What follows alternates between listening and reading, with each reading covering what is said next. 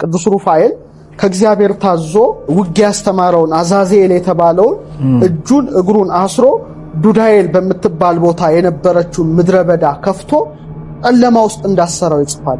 ምድረበዳውን ከፍቶ ከታች አስቀምጦታል ይላል። በላዩም ጠማማ ሻፎ ደንጊያ እንደገጠመበት ሄኖክ ጻፈው። ይህ ብቻ ሳይሆን ጨለማን አልብሶታል፣ ለዘላለም አስሮታል፣ ብርሃንን እንዳያይ አድርጎታል። በመጨረሻው ቀን ከዛው ወጥቶ ወደ ገሃነም እንደሚጣል ነው ሄኖክ የጻፈው። ስለዚህ ከምድር በታች የታሰሩ እንዳሉ ማወቅ ግድ ይላል ማለት ነው። ይህ ብቻ አይደለም፣ ወደ 70 የሚጠጉ ትውልዶችን ይላል በምድር ኮረብቶች በታች እንደተሰሩ ይገልጻል። በስነ ፍጥረት መጻሕፍት ላይ ደግሞ ሳጥናኤል አምላክ ነኝ ብሎ በተገዳደረና ከመላእክት ጋር ተዋክቶ ከተሸነፈ በኋላ የተጣለባቸው 3 ነገሮች አሉ። አዎም ብለው የሰገዱለት ጥልቅ ወደ ጥልቁ ገብተዋል ይላል። ታሕተ ምድር ይላል፣ እንጦርጦስ ገብተዋል። ጥልቅ በአየር ላይ ቀርዋሉ፣ በምድር ላይ የቀርዋሉ አይነት ነው ሐሳቡ።